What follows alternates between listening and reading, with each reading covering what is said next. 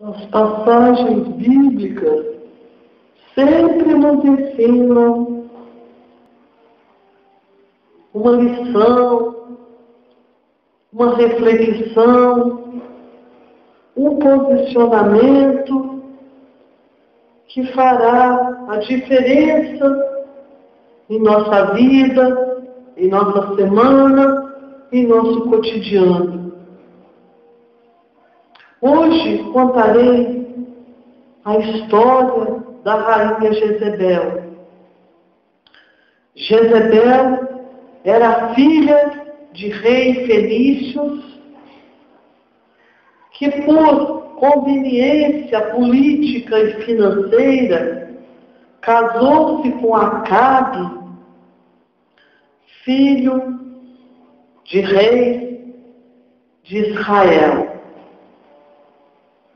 O povo de Israel já tinha por dominância uma religião cristã e já conheciam os preceitos da religião cristã.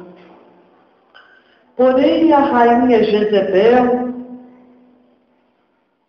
acreditava ainda nos deuses do Baal e conseguiu com que o marido lhe desse um espaço no castelo, do qual ela colocou os seus deuses fenícios e dedicava a ele cultos semanais. O marido encantou-se pela novidade e começou a seguir a sua rainha. O profeta Elias, que divulgava o cristianismo na época, entrou em divergência com a rainha, que mandou persegui-lo, e foram assassinados vários profetas. Elias fugiu para o deserto e profetizou que a rainha Jezebel morreria e seria devorada por cães. E essa discórdia continuou. Foram reunindo homens que pensavam ao contrário da rainha e de seu rei Acabe, que finalmente invadiram o castelo, matando os profetas de Baal, e a rainha, tendo a oportunidade de fugir por uma alta janela do castelo, caiu, e ao cair foi devorada por cães que passavam lá naquele momento. Antes dessa tragédia toda acontecer, profetas de Baal e profetas cristãos fizeram uma espécie de festival para ver qual deles tinha mais poder. E o que tivesse mais poder deveria lançar fogo a madeiras previamente colocadas naquele espaço. E quem conseguiu tal façanha, de acordo com o Velho Testamento, foram os cristãos, desmoralizando assim os profetas de Baal. Qual a importância desta passagem para a nossa vida? Seria de condenar aqueles ou aquelas religiões que têm imagem, que gostam de suas imagens e que rezam frente às suas imagens, lembrando dos espíritos que elas representam? Não, jamais. O que esta passagem deveria trazer para todos nós é que não importa que sejamos cristãos ou que adoremos os deuses de Baal. A preocupação do Senhor do Universo é com as nossas ações. É o que fazemos de bom da nossa vida para nós e para as pessoas que conosco convivem, independente de seguirem uma religião ou outra, uma doutrina ou outra, ou que seja uma seita ou outra. Porque Deus gosta de ver as ações. E um bom coração sempre será de um dono de boas ações. Não importa que seja espírita, católico, evangélico ou qualquer outra religião.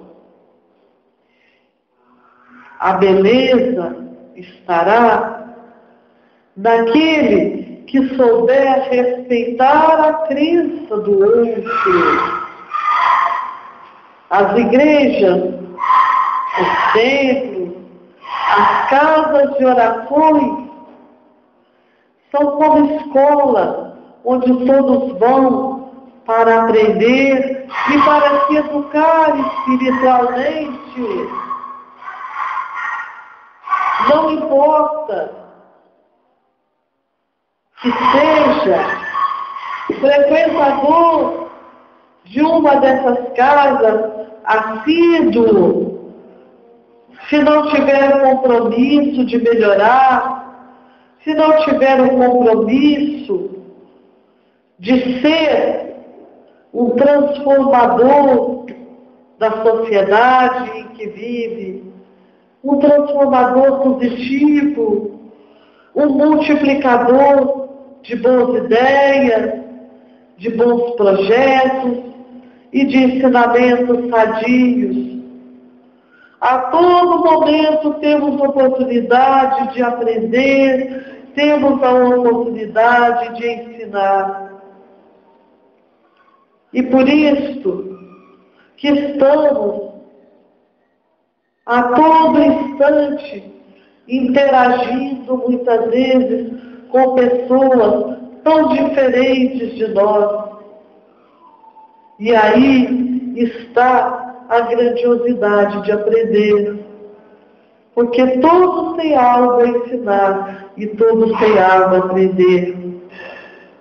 Na história de Jezebel, estavam errados tanto os cristãos quanto os que seguiam os deuses do Baal. Primeiramente, jamais devemos perseguir o outro por pensar diferente ou agir diferente de nós. Muito menos matar, agredir e machucar. E foi comprovado que tanto de um lado como de outro não houve o respeito, não houve a harmonia, não houve principalmente o amor que deve envolver as pessoas em todos os tempos e em todas as gerações. É muito fácil criticar, é muito fácil apontar e pôr defeitos nas coisas que são importantes para o outro, que ele segue ou que ele acredita. Mas devemos, acima de tudo, olhar para dentro de nós e entender: será que estamos seguindo uma religião, uma filosofia apenas de fachada, apenas porque não queremos fazer uma outra coisa naquele momento? Ou estamos realmente em uma casa de oração porque temos o propósito de melhorar, porque temos o propósito de trabalhar no bem, de ser diferente e divulgar os valores morais pregados por essa doutrina ou por essa filosofia? Não importa onde seja o lugar em que encontre com Deus, onde estreite os seus laços de convivência, onde entendam que estão ali para pensar, para refletir e especialmente para reafirmar o seu compromisso com a verdade, de ser bom, de ser honesto e de abraçar com todo carinho a vida que Deus nos deu, as oportunidades, as vitórias e derrotas, mas acreditar que Deus é Pai de todos, do bom e do ruim, do honesto e do desonesto, do perverso, do caridoso, e que Ele oportuniza a todos os seus filhos. Basta abrir o coração para o bem e entender quais são os caminhos que levam às realizações, ao crescimento moral, ao caminhar para a luz, tendo em mente que tudo aqui é uma passagem e que não cai uma folha de uma árvore sem que Deus permita. Apegue-se na oração e peça. Deus quer saber de que você precisa, mas peça com fé, porque tudo lhe será dado, todos os seus desejos serão atendidos. Batei e a porta se abrirá. Esta foi uma promessa que será cumprida. Amém. Assim seja. Amém.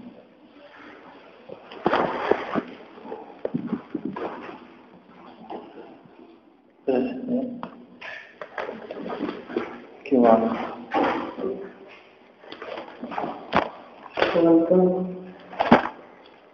Você já vai pedir para tirar mesmo?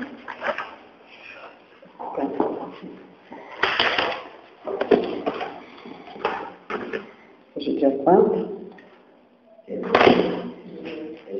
Nós passamos tão depressa, né, gente?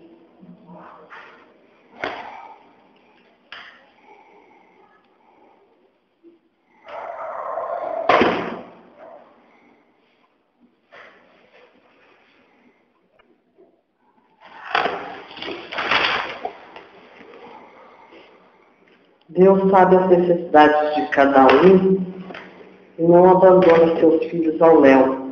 Tudo o que acontece é para crescermos na fé e redirecionarmos o nosso caminho com mais atenção aos percalços da vida, para não persistirmos nos mesmos erros.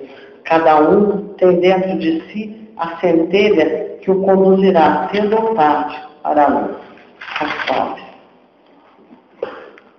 Você é mais que uma irmã. É alguém que gosto de guardar nas batalhas diárias. Preciso que olhes mais, que acredites mais, que momentos bons vão de chegar.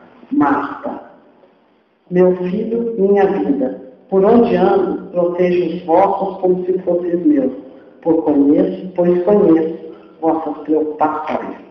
Pedro.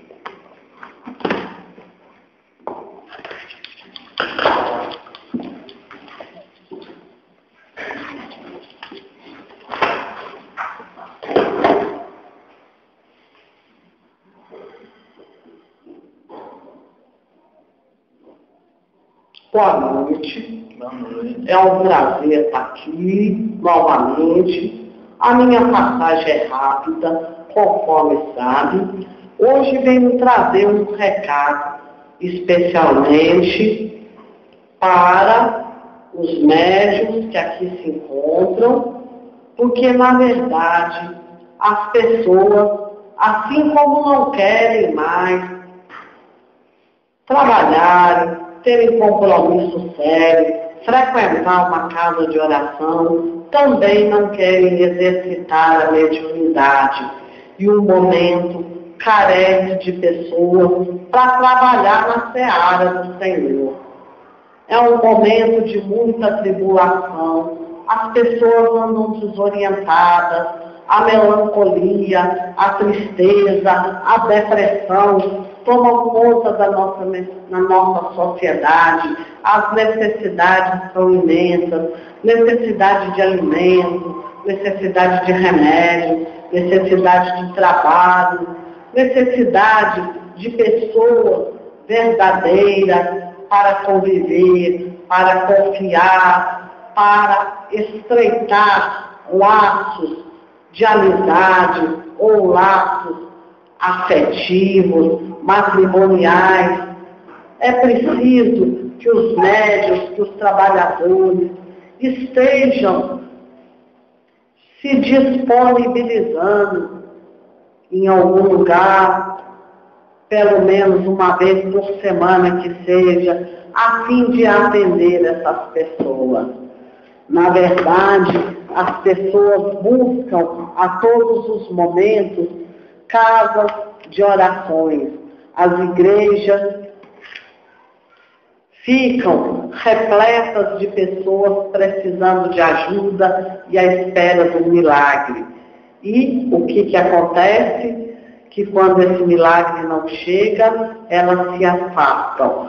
Então é preciso que haja lugares onde elas sejam esclarecidas de que maneira acontecem as coisas na vida, a importância de vibrar positivo, a importância de acreditar em dias melhores, ter um certo entendimento de que nós plasmamos o que queremos, da importância do positivismo na vida, da oração, das boas vibrações, de sair de um padrão vibratório baixo e ir para um padrão vibratório mais alto, de propósitos maiores, a fim de que aquela mesmice que atrapalha o cotidiano, a pessoa seja capaz de livrar de tudo isso.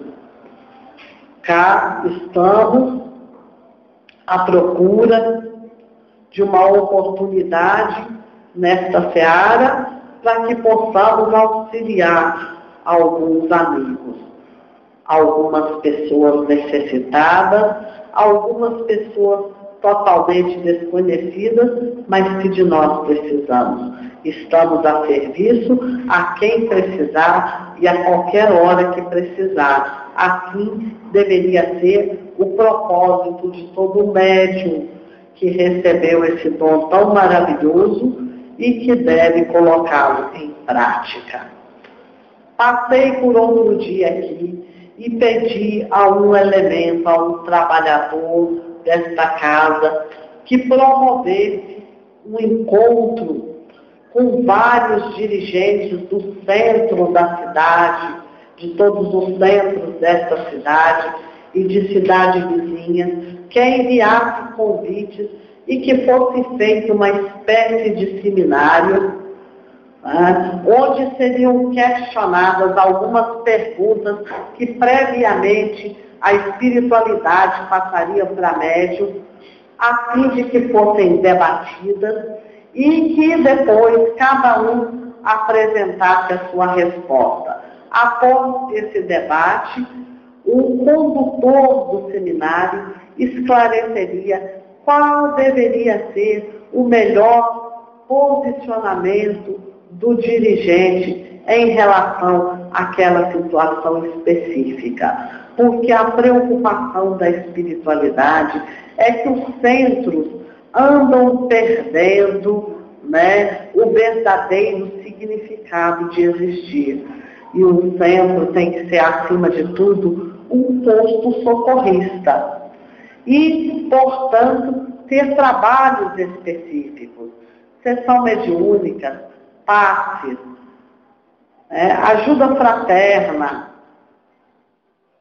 trabalhos com ciências alternativas, com medicina alternativa, né? Por exemplo, florais, com reiki, né? Com cristais, enfim, coisas que não demandam tanto dinheiro quanto a medicina tradicional, porque o dinheiro vai ficar tão difícil que poucos terão acesso ao remédio. É preciso que haja essas medicinas alternativas para que todos possam ser atendidos.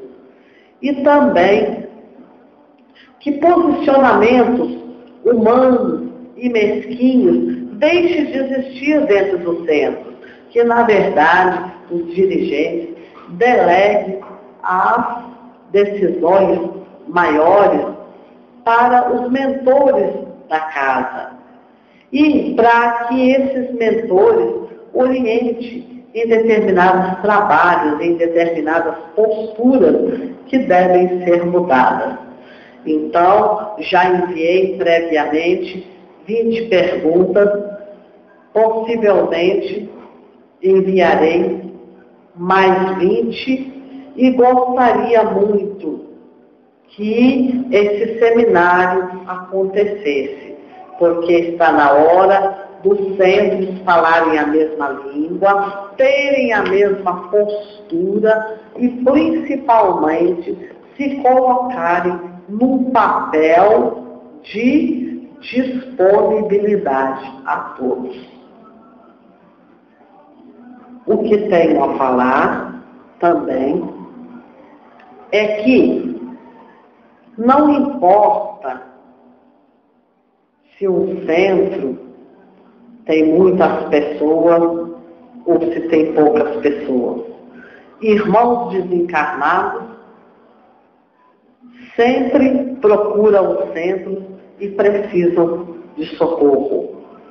E um centro deve existir para atender os irmãos encarnados e os irmãos desencarnados. Gostaria também de falar da questão das ações a serem desenvolvidas no centro. Que as ações precisam ser muito pensadas para que depois não haja a quebra por parte de alguns médios a compromissos pré-estabelecidos. Você me entendeu do que eu estou falando, não me entendeu? Tá? E a minha passagem é breve. Se tiver alguém que queira fazer alguma pergunta, que precise de algum direcionamento, eu falo. Então vamos lá. Pai nosso que está no céu, santificado seja o vosso nome. Venha a nós o vosso reino, seja feita a vossa vontade, assim na terra como no céu. O pão nosso de cada dia nos dá hoje, perdoai as nossas ofensas, assim como nós perdoamos aqueles que estão ofendidos. Não nos deixeis cair em tentação, mas livrai-nos do mal. Amém. Assim seja. Assim seja.